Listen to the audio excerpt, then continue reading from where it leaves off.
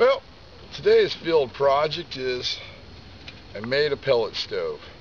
I really wanted to make one of these, and I've been watching a lot of great videos on YouTube about it. And I decided, you know what, I'm going to give that a try today. So I'm using the same location I used for my hobo stove, since I've already got the area cleared, and I rather enjoyed to hike in. And I still got the same rocks here. So the first thing I need to do is I'm going to make me a bunch of pellets out of all this down wood I found on the ground. And while I'm doing that, I want you guys to go ahead and take a look at the video of how I built the stove. And once you're done with the video, I'm pretty sure we'll be ready to fire this thing up and make some food on it. Before we start the pellet stove build, I want to put out a safety warning real quick. Something I really failed to mention when I made the hobo stove, and it's really important. Any soup can, coffee can, or paint can, or food grade tin can, they put a protective coating on the inside. You see that? Some of them are gold, some are silver, some are white. And what that is keep from the inside of the can corroding from whatever they have in there, which is great. But the only problem with that is when it heats up, it becomes toxic. That's why I always, on the first burn of any of these stoves I make, I'm going to let it burn for 5 to 10 minutes, or when the black smoke quits coming out of there and it comes out just normal, you know, like white smoke. That way it kills all the toxins, and I would not recommend breathing that in. Okay, with that being said and putting out there, I've already marked off exactly where I want to cut all my holes on here. I'm going to do some at the top, put down here for the air to go in, and one to put the fire starter. And we're going to be using a Dremel tool for this project. Let me clear my workspace out. Of course, we're going with safety glasses, and I think I'm going to go with the mask today, because once you cut this stuff, it really puts out a lot of fiber in the air, and I really don't want to breathe that in. So this ought to be fun. And I just fogged up the glasses. Yep. Oh, there we go. We're going to start by just cutting the holes right here in the top.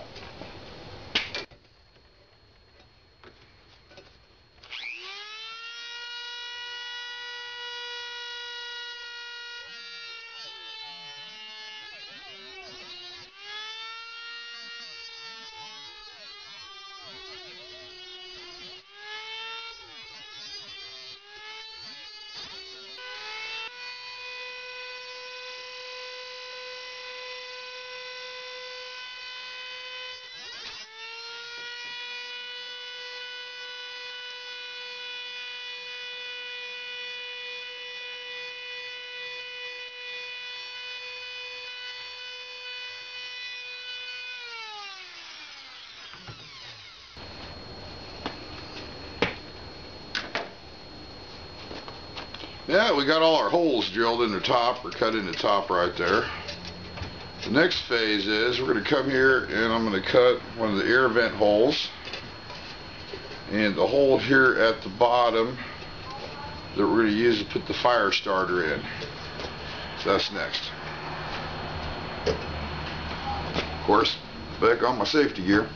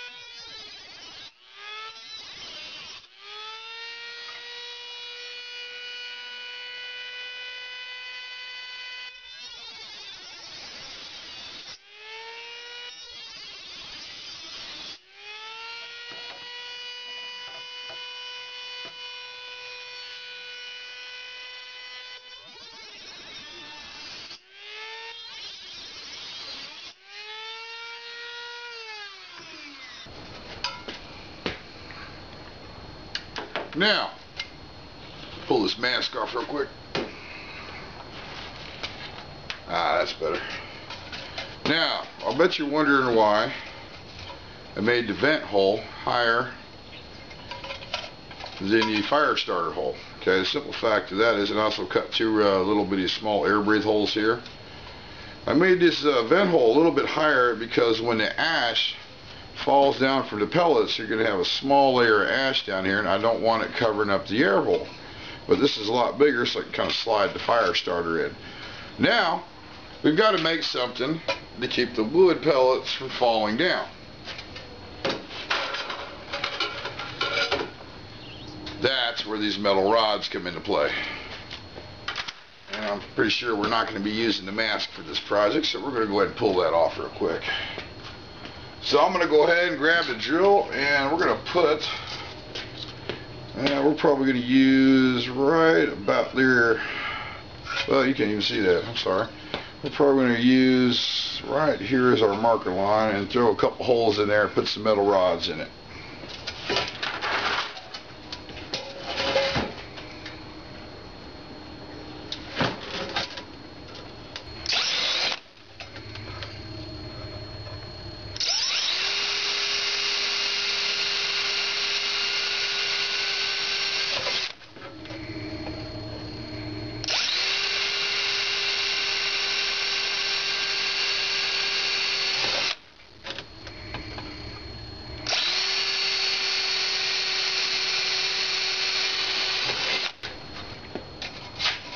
Now we got all our holes nicely in there. So we just can take this metal rods,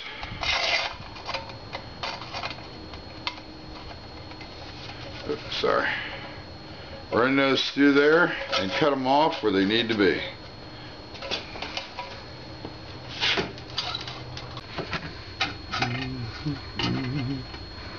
Yeah, it looks good right there. Then we're going to put a small 45-degree angle bend on this side here.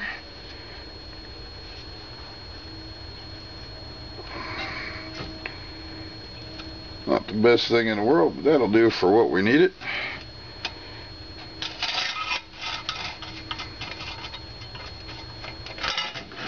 Run it through the hole. Get it in the next one. Get this piece out of the way. Then I'm going to put another 45-degree angle bend on this side right here, hopefully.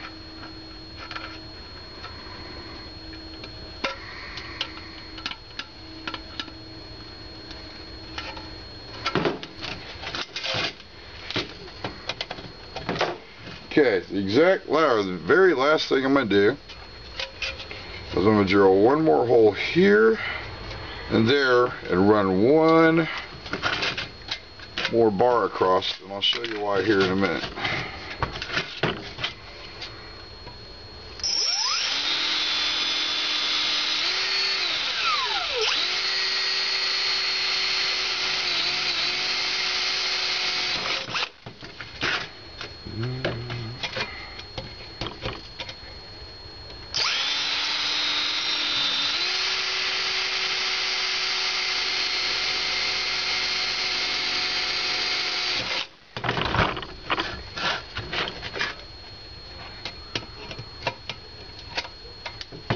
Alright, this is our last one. 45 on this end.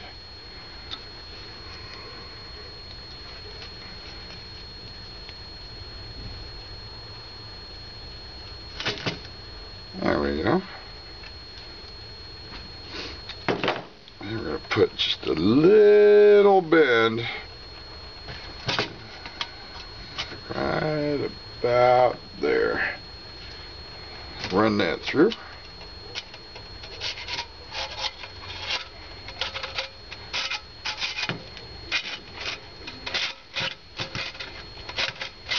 I have to put two bends there to get it in there. There we go.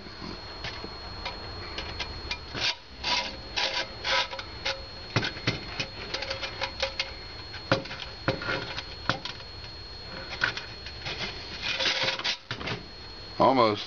One more. There.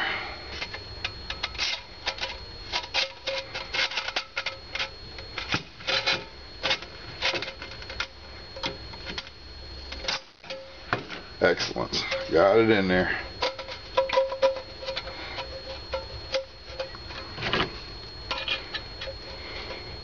And once I get it in there, we're going to turn it.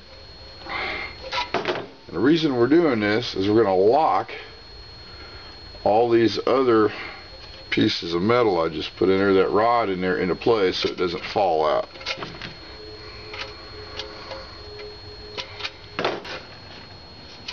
Kind of just take a look at what we've done. We've cut the top holes on here for the air to breathe through and the fire to come out, the pot to sit on top.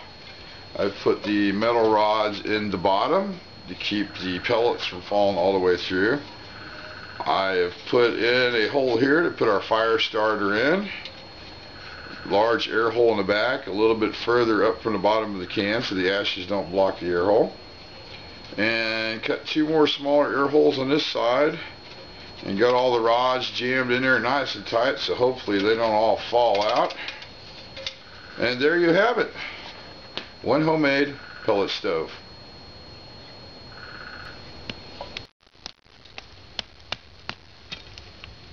Oh, you're back. Hope you enjoyed that video and was kind of informative. I've got me a really nice pile of pellets built up here. Got some softwood and I've got some hardwood. So I'm going to go ahead and load this thing up and let's light it and see what happens. I think I'm going to make a little rock base this time for it to sit on.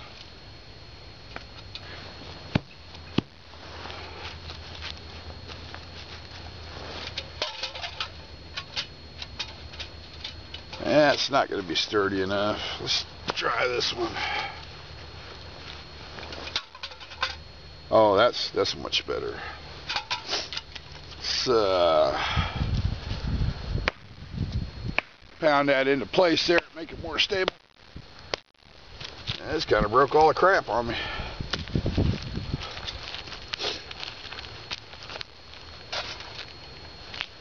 Actually, that's going to work out great.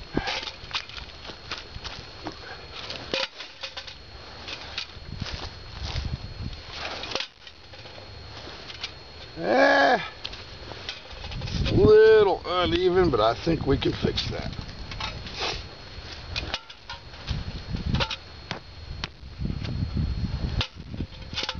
Yes, I like it.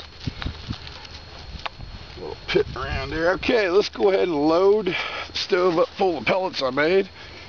What I'm going to do is I'm just going to put, I'm going to say, all the really soft wood towards the bottom. That way it kind of starts up a lot faster. And some of the smaller pieces in there.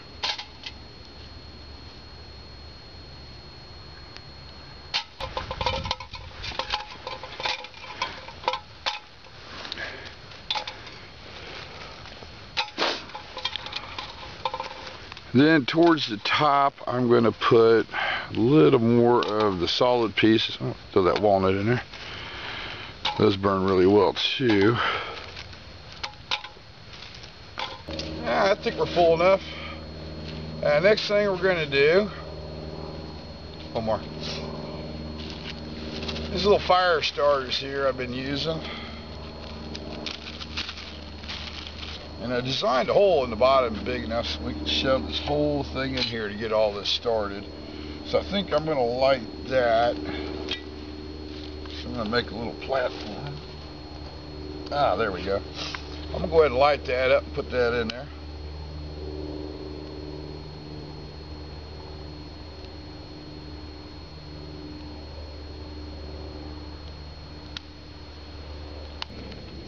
It's going quite nicely. Let's put that up.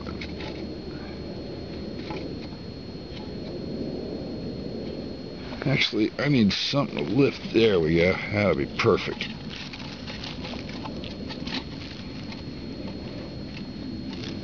Ah, there we go.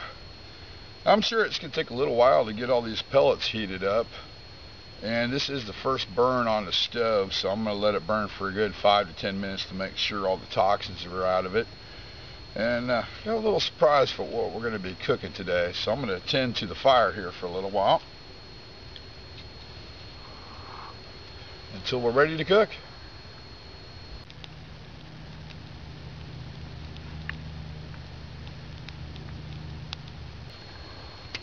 Yeah, we're getting there. Just going to let it burn just a little bit longer to make sure that we got all the toxins out of the soup can there. And I'm starting to add a little bit more of the harder wood.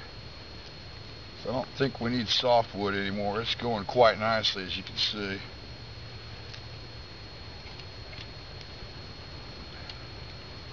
Oh yeah. A little bit longer.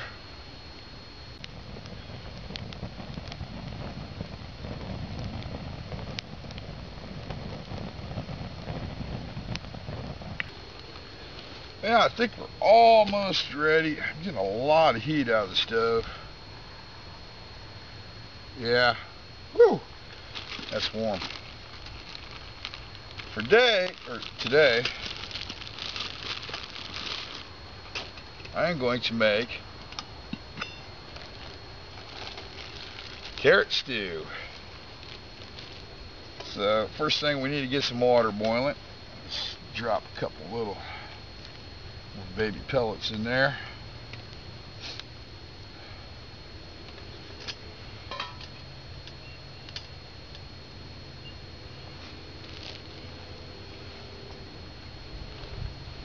And I think we're going to use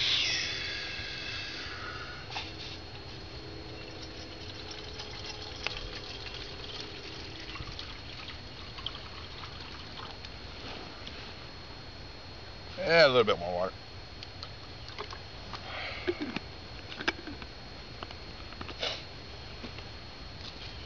So we're going to bring that up to a boil, and hopefully it shouldn't take too long.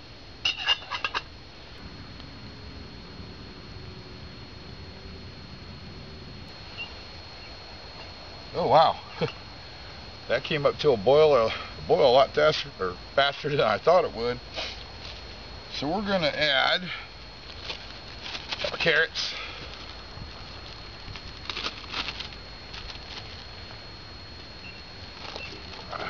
Yes, very nice, very nice.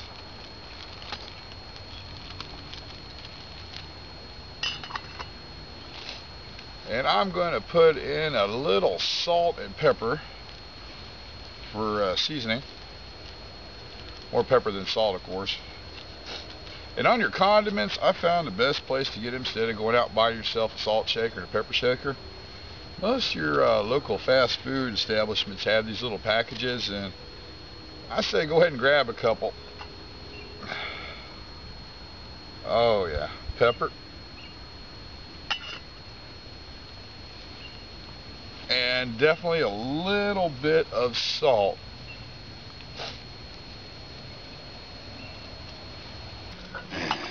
Yeah, a little salt. More pepper. And just a couple more pieces of hardwood to make sure it doesn't go out while we're cooking. This will work. Don't want to put too much in there to smother it.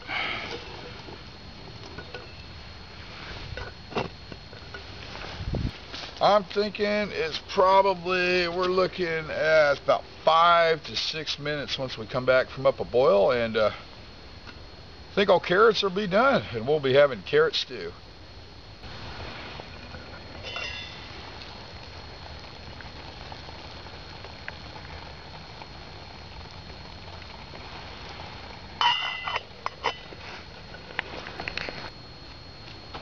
I think it's time to check and see if they're ready yet.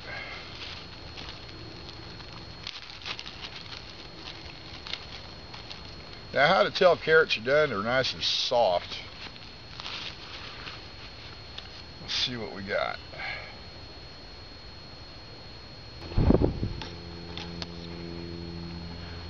Oh yeah. Yep, they're real soft.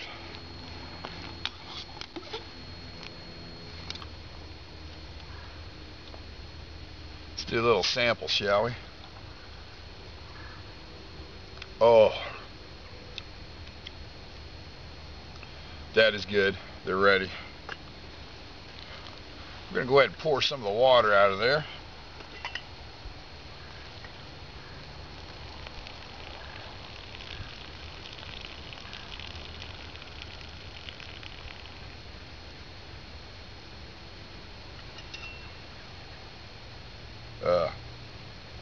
Now you can, if you want, you can let the water cool down and drink it. It makes a great beverage, but we're just going to go ahead and go with the carrots here.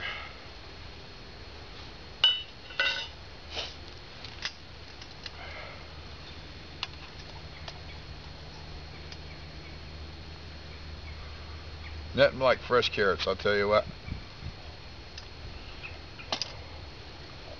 Oh yeah, they're hot.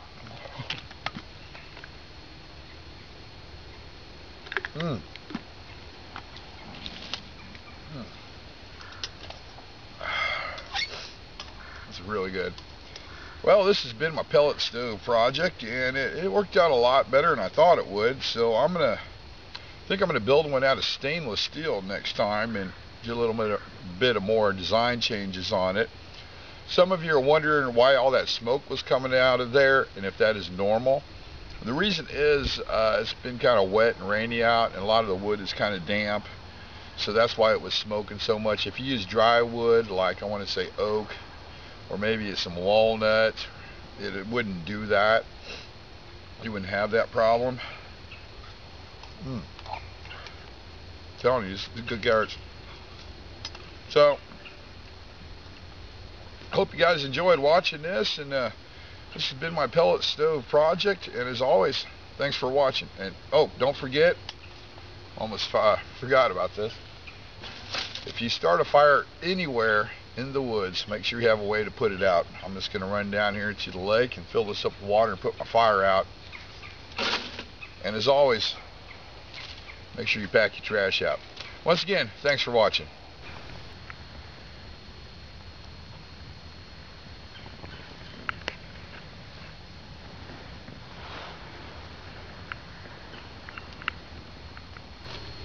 Time for a little bonus footage, some unfortunate bonus footage. I went over there to bang my bucket on a tree there to get some crap out of it before I put water in it, and it's so cold out today, the whole freaking side of it cracked. So, luckily, somewhere, one of these pockets got duct tape, so I'm going to tape this up enough to hold water.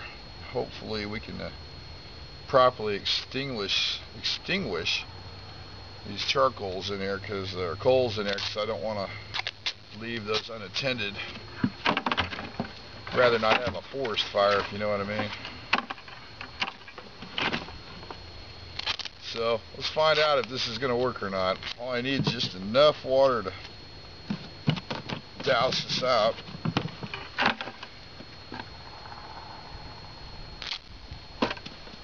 Boy, it really cracked a lot worse than I thought. So, important safety tip: if it's right around 29 to 30 degrees, don't bang your bucket on a tree. You'll end up with an unfortunate incident such as this. That's alright, I'm prepared.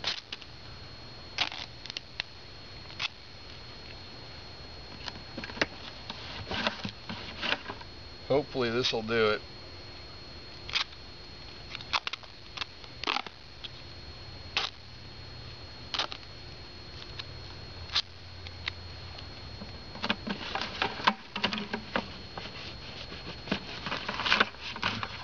Well, I'll run down to the lake and grab some water. Be right back. Wish me luck. It's either going to work or we're going to have one hell of a mess on our hands.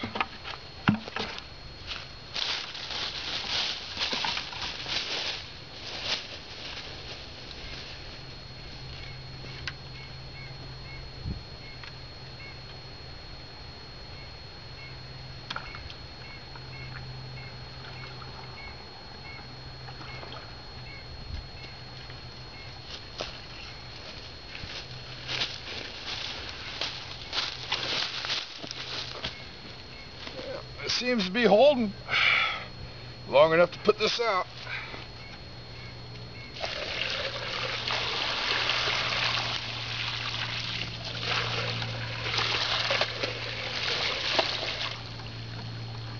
So, always carry your duct tape with you.